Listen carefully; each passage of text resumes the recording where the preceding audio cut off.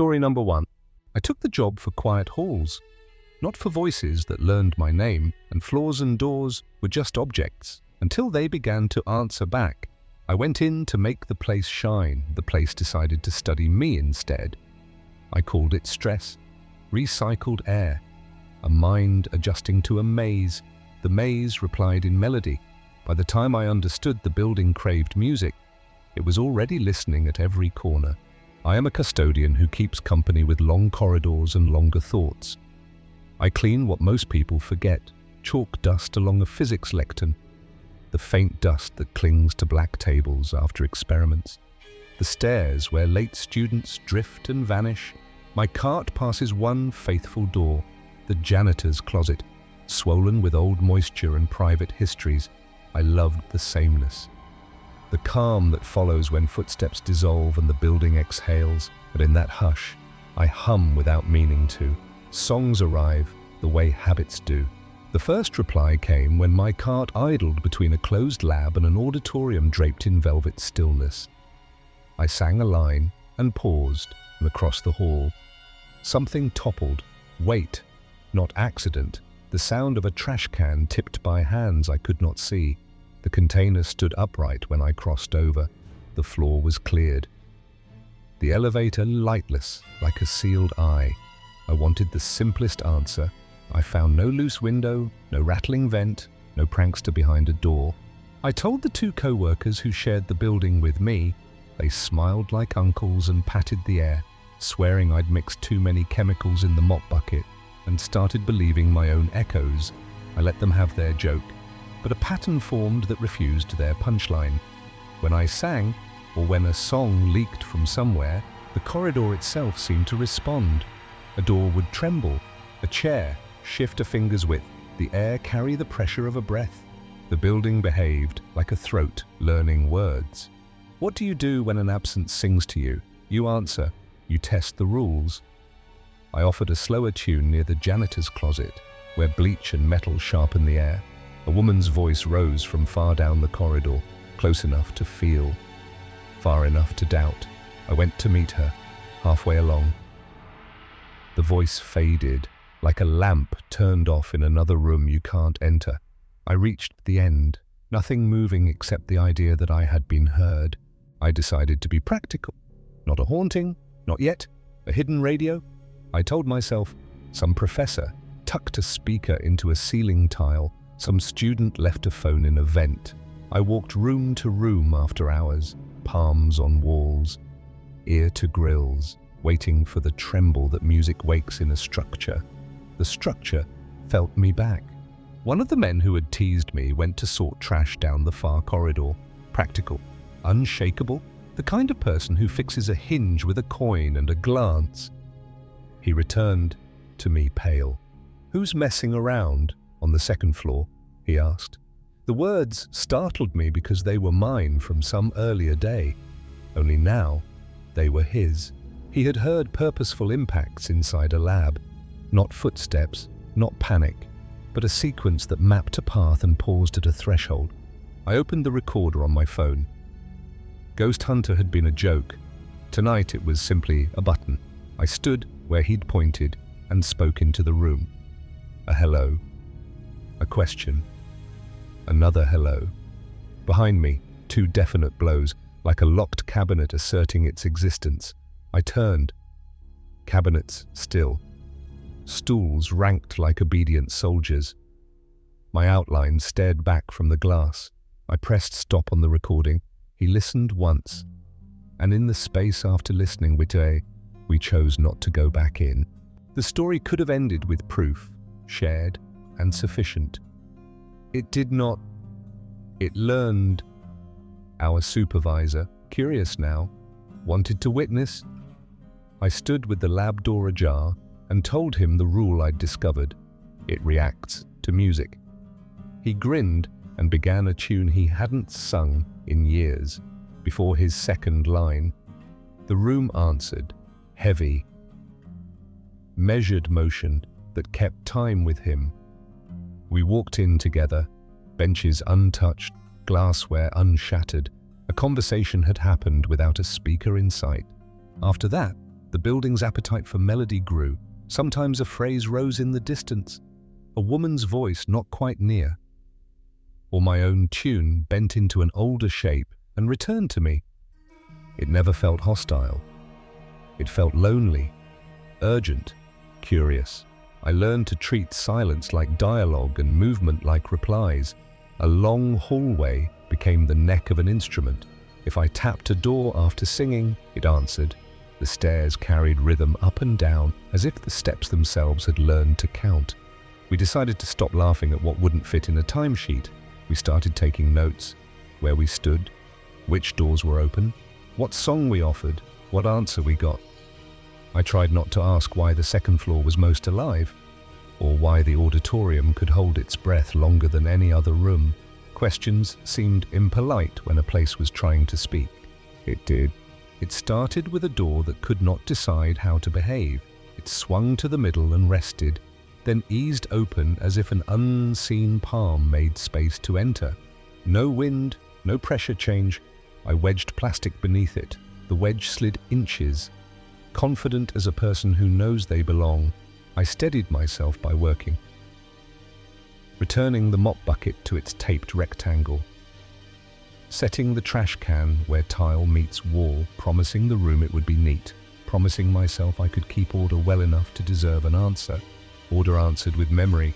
A tune rose out of me, the Irish one my grandmother saved for grey moods, and from beyond the door came its twin, soft and certain. It didn't imitate me, it completed me. Where I flattened, it lifted. Where I rushed, it held. I tried again. The echo corrected again. I thought about what we sweep. Crumbs of machines, flakes of skin. The powder of chalked ideas. If the body sheds, perhaps buildings do too. Layers of attention that stack until they learn to listen. I tested it like anyone in a physics wing would. Change one variable at a time. Door open, door shut. Lights on, lights off. Elevator open, elevator sealed. I sang near the auditorium and the answers drifted from the lab. I sang at the lab and the answers rose from the hallway. At the spot where floor tiles changed tone, the reply seemed to come from above and below together. A chord made of distance. The building was mapping us while we mapped it. The others converted in their own ways. One brought a radio to drown the place in noise. It failed. The radio sometimes harmonized with the hidden tune, as if both were listening to a third. Older source. Another carried a notebook and recorded temperatures, door angles, crooked posters, the exact posture of chairs. He stopped. After a morning alone, he refuses to describe. He will not say what happened. He only looks down the corridor with an attention that was not there before. Our supervisor asked if we should call someone, a researcher, an investigator, a priest. I said the building hadn't harmed anyone, hadn't broken anything except the surface of our certainty. If something learns to speak in a place like this, Bo, I want to hear it finish its first sentence. We made a pact. Respect the rooms, avoid drama, let music be the translator. One evening I found a chalkboard I'd cleaned to a shine wearing a new mark. A fingertip trail from left to right in slow arcs, like waves designing a shore. I placed my palm to the slate and felt a tremor, faint as a memory. I started my recorder without announcing it and sang 3 notes, rising and settling. The board answered with a vibration I could not deny. On the recording, it sounded like drawing on stone. Under my hand, it felt like a patient pulse, a heartbeat set into walls. I played the recording for the supervisor. He smiled, the uneasy smile of a person discovering a locked room inside his own house. We tried again, in the open corridor, with the lab door wide. He hummed a rhythm from memory. The answer came measured and patient. A metal edge set into motion. Then a stool knocking tile with careful intervals. No chaos, no harm. Presence, plain and polite. We entered together and found our tools in place. The trash barrels where we left them. the board already calm. I stopped using the word ghost. Precision did not fit that label. Nothing floated, nothing wailed. The building spoke when we invited it, and only in the language we offered. When we gave it melody, it replied with motion that matched breath. When we gave it silence, it waited like a courteous host. In a world of rough answers, that restraint felt like mercy. Work passed without calendars while the conversations gained shape. Certain phrases woke certain rooms. A minor third near the auditorium stirred the curtains. A rising fifth by the stairs focused attention underfoot. In the janitor's closet, a single humming note set the shelves to a sober rattle. Like memory arranging itself, the second floor remained the heart. As if the building had chosen that height for its lung, alone by choice. I asked a harder question. Not who are you? That felt like a trap. I asked, what do you want? The answer arrived as song, the woman's voice, clear and old, holding a single word on a single note until breath gave out. Stay. So I did. Hands at my sides, I stood and listened to the clean quiet that followed. And maybe I was the experiment and patience was the device. Maybe attention was the key the building had been seeking. And music, only the door it knew how to knock upon. We do not tell outsiders. We finish our work. Fresh liners in every bin, tables wiped, glass doors polished until they frame night like photographs. But when the corridor leans toward melody, I steady myself and answer. When footsteps fade and clocks lose their nerve, I pause at the top of the stairs and let a tune slip into the ribs of the building. It isn't courage, it is courtesy.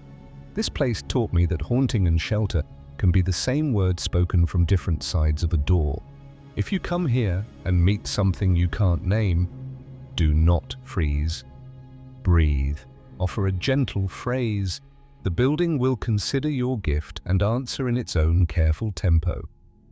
It prefers to talk where the hallway ends and the lab begins, where chalkboards breathe and elevators dream of moving again. If you do not sing, hum. If you cannot hum, think the melody and let your pulse carry it. This place listens to more than sound. It listens to intention. I am still a custodian. I still tip the trash can, coil cords, and guide water to the exact corners it is supposed to find. The task has shifted, that's all. I clean and I listen. I am teaching a building how not to be alone. It is teaching me the same. Story number 2. I smiled first. He smiled like he'd been waiting for that exact moment. They took the empty places on either side of me as if the seat itself were bait, as if I were expected to flinch. His screen pulsed once with a line I did not want to read. She's really cute. Do you think she'll work? Her fingers brushed my sleeve as if testing fabric, not boundaries. And every hair along my arm chose to stand. The candy came back already open, like a door you know better than to step through. I didn't choose the theater for romance or rescue.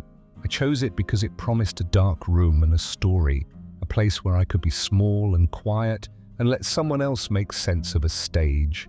I walked in the way I always do, polite, soft around the edges, trained by 1,000 harmless moments to offer a smile before I think about whether it's deserved. I saw a man standing by the entrance out of habit. I smiled at him, as I tend to do that with strangers. He smiled back, but there was something about him that made me feel uneasy. Tickets scanned, bodies flowing, the lobby breathing an echo of perfume and old wood. Safe noises, familiar place. He got in line right behind me without saying a word, and I told myself that meant nothing at all. Maybe the line just curved that way. Maybe he didn't even notice me. I kept my eyes on the cherub ceiling, the faded mural of a sky pretending to be endless. Once my ticket was scanned, I went around and found my seat, but then to my surprise, the same man sat down next to me. My throat went dry in a way I've learned to ignore, learned to explain away as dehydration or nerves or anything except what it was. A voice somewhere, low inside me, saying, "Move." He didn't move.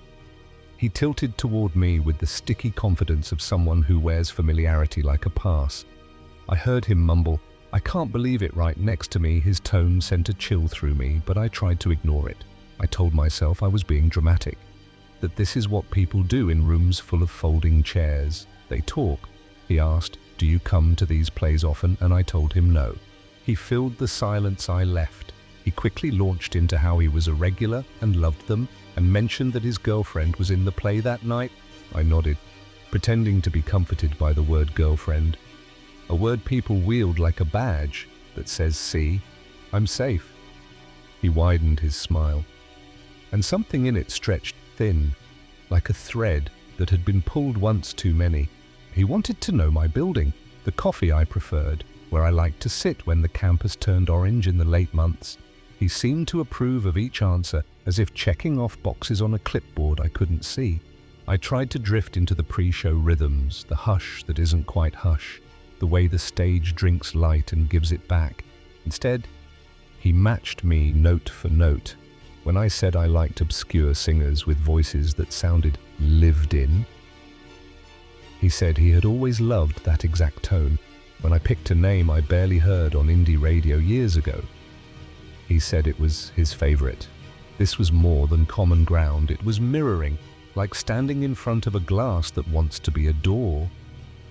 It began to feel less like a conversation and more like someone holding a stencil over my life and tracing. The house lights dimmed, and for a breath I thought I'd get my dark room, my quiet. Right before the play started, a woman around his age sat on my other side. The moment she sat down, he went quiet. She offered the kind of smile that suggests she's the safe one, the buffer. The person you'd sit beside on a bus if you had to choose. Her perfume was light and clean, her sweater soft. She asked where I was from, and I answered in the kind of vague that keeps you alive. Nearby, not far, enough. She mirrored him the way he mirrored me, touched my arm a few times in this weird, too familiar way that said, we were friends who had misplaced each other and had just now realigned. I kept my arms at my sides, but my skin remembered the contact like a jolt. The stage finally took everyone's attention like a tide. Thankfully, the play started and everyone went silent, but I could still feel their eyes on me, watching me the whole time. It is possible to watch a performance while being observed. It feels like trying to read a line through glass that keeps fogging, wiping and wiping, and never seeing the ink as it wants to be seen. I pretended to laugh when the rows around me laughed. I sat very still when the rows rustled.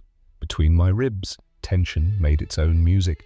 At intermission, the man offered to get me something from the concessions. I declined, but he kept insisting in a voice that people use when they want to be the answer to your needs.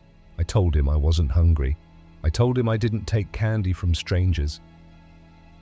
A line meant to land as a joke, but which left my mouth as a warning. He stood anyway, smiling as if I had already agreed. He left for the aisle. She leaned toward me in a motion I could not block without being conspicuous. As soon as he was gone, the woman picked up right where he left off, asking me about singing because she thought my voice sounded pretty.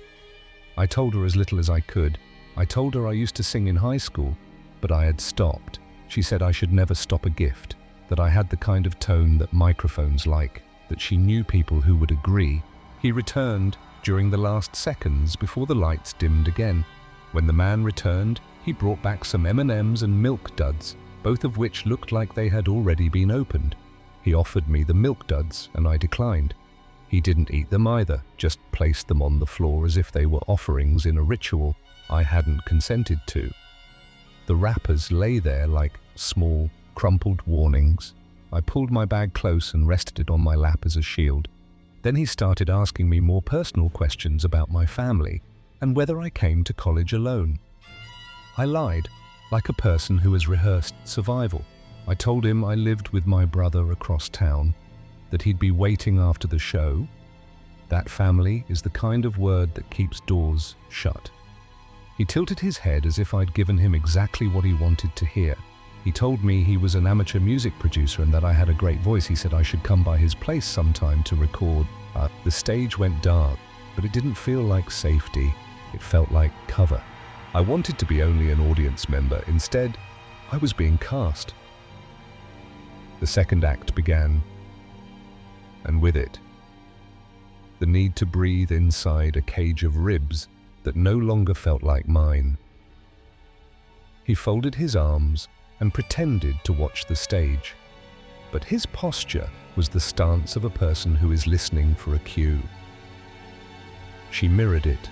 I told myself to count the scenes, to let the actors walk me toward the curtain call and the rush of bodies that could hide me, but the counting turned to sand. His phone buzzed. He quickly looked at it and tried to hide the screen, but I saw the message. It said, "She's really cute. Do you think she'll work?" A line that flipped the room on its hinge. So work for what? The question wasn't curiosity, it was assessment. I kept my face as still as a mask because the mask was the safest thing I owned. She saw me see it. She adjusted her sleeve and looked beyond me to him. And something passed between them with the ease of practice. The woman beside me suddenly touched my arm again and said she was going to the restroom, that I should go with her, that the line would be shorter now. The words were light, the intent felt heavy. I shook my head. I said I'd stay for the scene change. She didn't go. She stayed rooted, hands folded, eyes on the stage, as if my refusal had been only a beat in the script.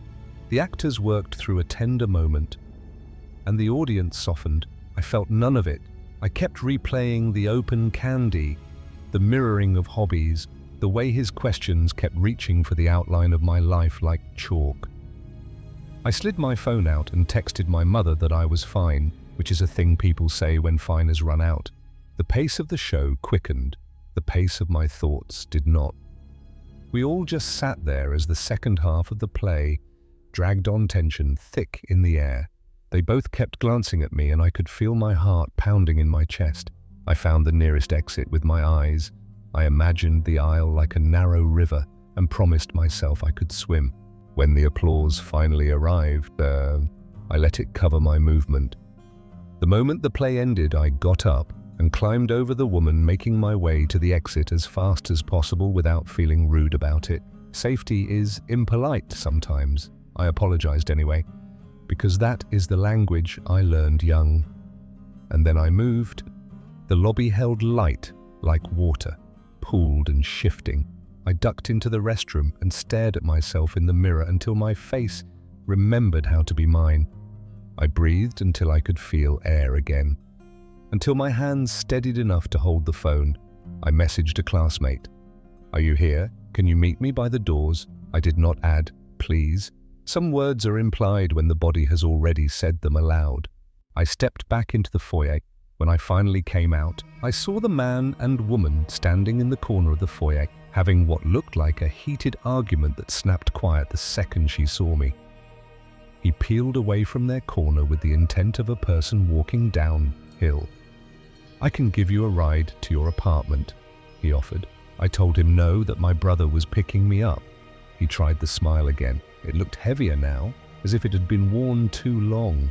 My classmate's voice cut across the marble, bright and ordinary, anchoring me to the exit sign. Just then, one of my classmates ran over, calling out to me saying, "Hi."